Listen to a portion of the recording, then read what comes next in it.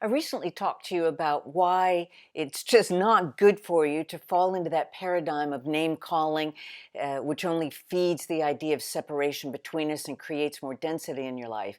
But hey, let's face it, there's going to be times that people are going to throw their negative judgments onto you and they're going to try to hook you. And if they hit that sore spot that you've hidden down in your psyche, then it's easy to kind of get pulled into it. So I want to talk to you about what you can do to not fall into it and what you can do to actually use it as an opportunity to be the light worker that you were born to be.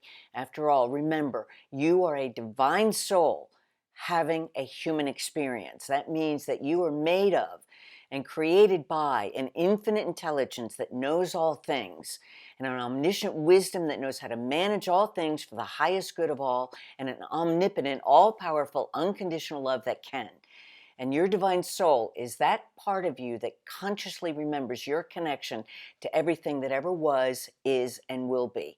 It also knows everything about you, the human aspect of you, warts, boogers, and alls. And it loves you unconditionally because it loves you and itself unconditionally. So remember that as we go forth. Okay, somebody has judged you, so now they've hit that soft spot. There's two things that you need to keep in mind. First, that they are either coming from total fear because they're afraid of your light. They're afraid of change. And so they're going to lash out at you to keep you small. Okay? Or they're operating under the misbegotten belief that if they make you small, they can somehow gobble, gobble, gobble, gobble, gobble at your light, and that will feed them and fill them full. Okay? Either motivations, they're coming from a place of fear, and they're not remembering who they really are, and that is that they too are a divine soul having a human experience. The thing is if you spend all your time looking out, trying to protect you from harm, you forget to look within and let the divine love of you flow outwards. Okay? So when they attack you, the first thing you want to do, and you feel yourself getting hooked, the first thing that you want to do is just stop, drop into your divine soul knowing, and just let love flow to the best of your ability. I know this is kind of difficult because you're wanting to go into protection mode too, but you just put your attention deep behind your solar plexus and just say mentally to yourself and to them, I'm a divine soul having a human experience. You're a divine soul having a human experience. The divine in me greets and sees the divine in you. The divine in you greets and sees the divine in me.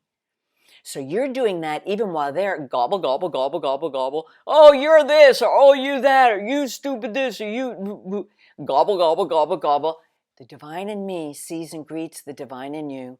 The divine in you sees and greets the divine in me.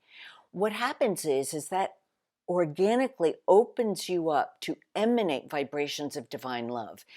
And expansion vibrations of divine love are always going to be more transformative than the contracted vibrations of gobble, gobble, gobble, gobble, gobble. Now, this is so important, this concept of gobble, gobble, gobble, gobble. I even dedicated and talked about it in 2 chapters in my book where I talk about the 14 principles of unconditional love.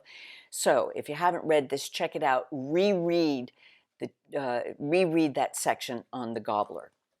Okay, so you're emanating vibrations of divine love. What's happening on an alchemical basis is that those vibrations are moving through you. They're also moving through that self-judgment, that self-gobble, gobble, gobble, gobble, that potentially gave that other person something to hook into. You follow?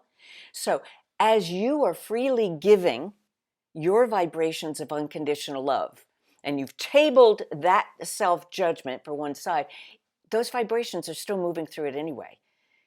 And you are feeding the other person with what it is that they're hungry for, and that is acceptance and unconditional love. What usually happens is they either can't stand the total acceptance and they'll go away, or they'll calm down. They'll calm down. They'll calm down, and then they'll start to open up too. So This does take practice, but this is a technique that absolutely works. So let's just recap real quick. Somebody hits you with a judgment that you start to get hooked into. You table that right away. You just table it. You can deal with it later. You drop into your divine soul knowing, and you just know that you're letting vibrations of divine love flow. If you've been doing the basic activation of divine light vibrations guided meditation, this is easy for you. You're in the habit of it by now. You let love flow. The divine in me greets and sees the divine in you. The divine in you greets and sees the divine in me. And you just let them blah, blah, blah, blah, blah, blah, blah, blah, blah, blah, blah. Thing to keep in mind, if you don't buy into their density, it's easier to remember that they're like a little child. And if a little child, a little 4-year-old, looks at you and says, "Oh, you're just the stupidest thing. You're just ugly." Are you going to believe them? Probably not. What you're going to do in your spontaneous response is to give them some kind of love. So that's what you want to do to the 4 or 5 or 6 or 7-year-old that's at you. Okay? And then later, you can take what that judgment was into meditation. It's going to already be softer because you've let vibrations of unconditional love move through you and you didn't buy into the other person's judgment. And then you release that for transformation into illumination. And remember, divine light is infinite intelligence that knows all things, omniscient wisdom that knows how to manage all things for the highest good of all, and omnipotent unconditional love that can. Your job from an ego intellect or an inner critic or inner little person's point of view is to let go and let divine love do the work of transformation. Because after all, you're here and it is your birthright to live your love with clarity, courage, and emotional freedom. And so you can.